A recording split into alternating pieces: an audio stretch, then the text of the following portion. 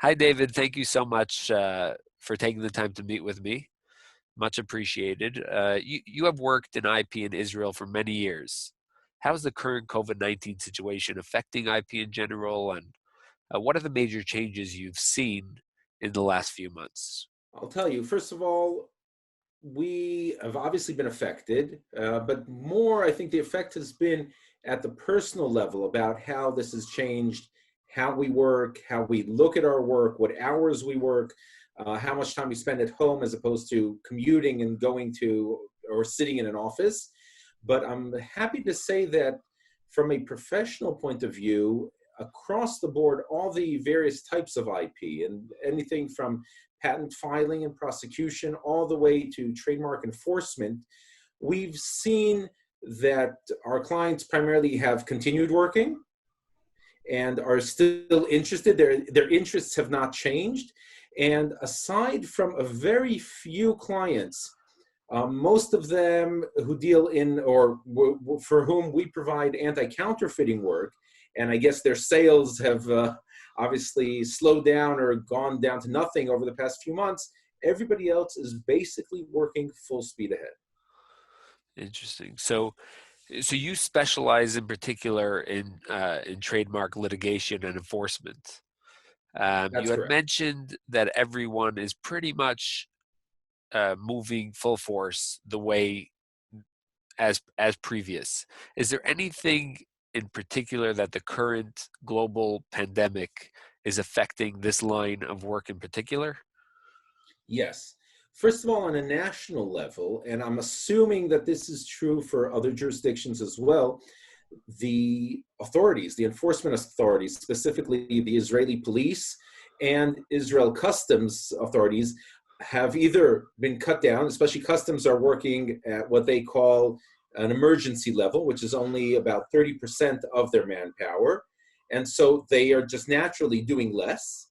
And the Israel police have been tasked with a lot of other jobs to do with the pandemic. And so they've just been too busy, definitely for the past month and a half or so, to do any enforcement work. I was told that this week some units are planning on going back to that kind of work, which means police raids. These things take a lot of time, take a lot of manpower. So naturally, police, when they don't have time, they just can't do these things. But aside from that, the authorities are working, the Israel Patent and Trademark Office, which also has had its manpower curtailed, is working. And although some deadlines have been put off and hearings naturally have been put off somewhat indefinitely and will probably be rescheduled over the coming few weeks, stuff is still working. That means the Patent Office is responding, is issuing decisions, is issuing official actions, both in trademarks and patents. And so things are continuing to work. So the main change is really the fact that certain authorities just aren't working. Again, also the courts for about a month basically said nothing is going to happen. And now they are issuing decisions. Hearings will only be on what have been defined as urgent matters. Pretty naturally, IP matters, unless they deal with interim injunctions or ex parte injunctions, all that stuff is going to be put off by at least a month or two. Interesting. So what you're saying is basically from the client's perspective, things are moving full force. Innovation is still happening. Um, protecting their current patents are still going on. On the other side, on the more of the enforcement side and in the government side, there's a little bit because they have to utilize their manpower for more vital things such as saving lives and many other things that they may be doing during this pandemic. So they're a little bit cut short on some of the enforcement of the patents and trademarks. That's correct. One thing that's interesting, and I'm not surprised, you have to remember that in IP, in the creative side, the patent, primarily patents, but obviously also designs and trademarks, even if people are sitting at home, their minds are working. So obviously those who don't have the access to the machines they need, the labs that they need to progress, even to develop ideas, those right now are sitting at home and they may not be able to do anything physically. Their minds are working. And I'm assuming that once they're back to full capacity, even partial capacity, we'll see more filings, more ideas.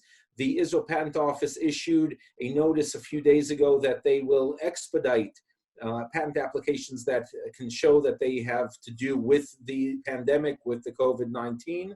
So I'm assuming some people will be filing stuff in that, in those fields. Again, that may be just very early kind of ideas that normally would not be filed as patents, but because of the situation and because things will probably be rushed to market, or people will try to get things to market, they might be more inclined to file quickly. And therefore the Israel Patent Office said, okay, if this is really relevant stuff, we'll fast track it in one way or another. Another thing that I don't know sufficiently about, but I wouldn't be surprised also if the funds or whoever spends the money or gives the money for development will be inclined to spend that kind of money and to invest in these new ideas, because these things are going to market quickly.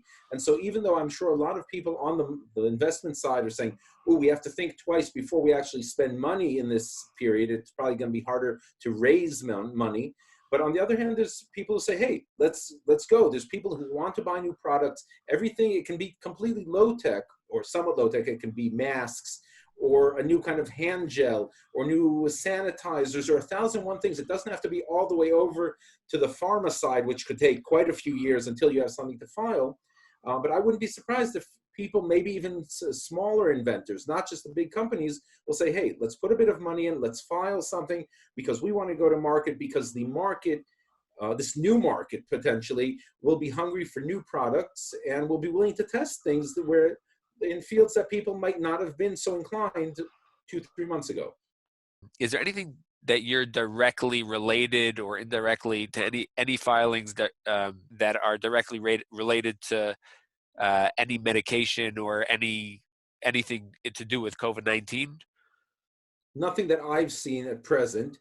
Probably a bit premature to assume that one would see that, unless it came from either one of the big pharma companies or one of the research labs that was already working on stuff.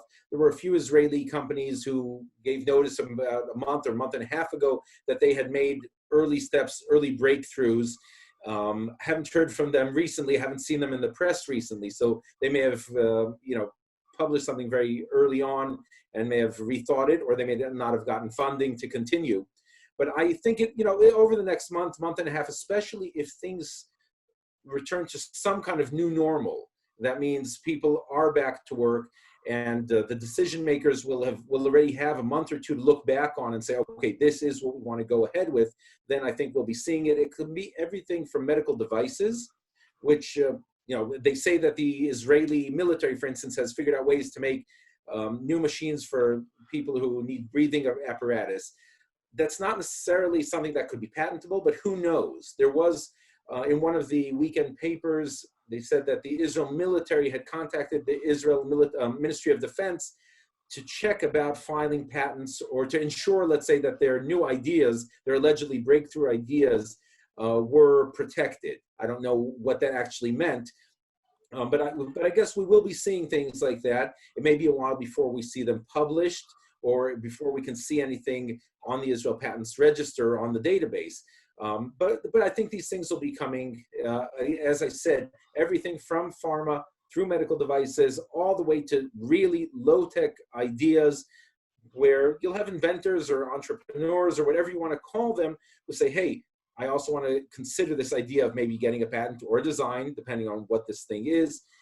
I don't foresee a big change in trademarks. COVID-19 isn't going to be trademarkable, but you never know. These things will come out, maybe virus-related trademarks. It'll be interesting. Interesting. And have you seen any difference with? I'm sure you have a lot of international collaboration. Have you seen this this current situation affecting any of that international collaboration? Well, certain countries have closed down much more than Israel has.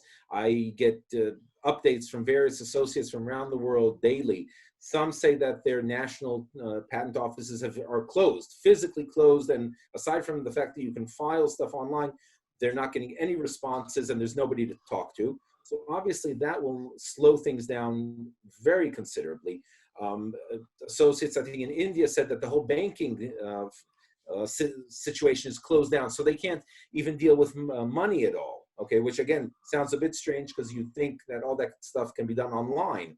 But if you can't transfer funds between a company and an attorney, for instance, or between a developer and somebody who's willing to back him, then that will definitely slow things down. Certain countries have said, similar to Israel, that the workforce at the patent offices have been very severely reduced. So again, that means that prosecution time, examination of things, not to mention hearings, will just be put off, and a lot of deadlines have been extended. But on the other hand, what we've seen is that clients internationally are responding. They're both initiating things and they're responding to official actions that are coming out of Israel. And so most of the associates with whom I've been corresponding around the world are working mostly from home and have been for about a month or two. And I think many people are ready to go back to work at least part of the week and get out of the house.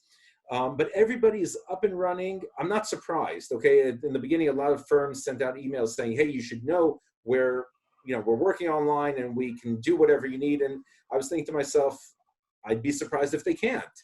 In this day of internet and everything, assuming that you have a strong enough internet connection at home, we rarely get phone calls in the office that aren't scheduled. So it's not like the phone would be ringing off the hook. And so I'm basically optimistic that our associates and clients worldwide will be able to continue receiving our product and providing us with the instructions and with new work very quickly. And assuming that the markets get back and people keep buying stuff and selling and investing in ideas, I'm very optimistic that even though we will obviously see a downturn, the world's already seeing a downturn in revenues and in sales and in available money, I think we're going to keep going strongly, and we're optimistic. Excellent. Yeah, that's definitely good to hear. And have you seen any specific industry? You deal with a lot of corporations in Israel and around the world. Have you seen any specific industry being affected more than others, in either in a positive or in a negative light during this COVID-19? Well, the negative one that's very visible, and you see it in the press all the time, is the retail industry. And if to go into greater detail, obviously clothing and apparel and all apparel, footwear, I'm assuming that people are buying less. Okay, and if people are buying less in Israel, they're probably doing the same around the world, even though you could buy a new pair of sneakers on Amazon. But this is probably the time where if you're not out running, you don't necessarily need a new pair of sneakers, or if you're not going out to a wedding, then you don't need a pair of dress shoes. And so you'd put off a purchase of those kind of things, at least for a while. And so those kind of companies presumably have big stock, okay, and nobody's buying right now. But I think there will be a bounce back. It'll take a bit of time, but people like to get out. People like to shop. Other industries, again, they've probably slowed down just because people couldn't come to work, or not as many people could come to work.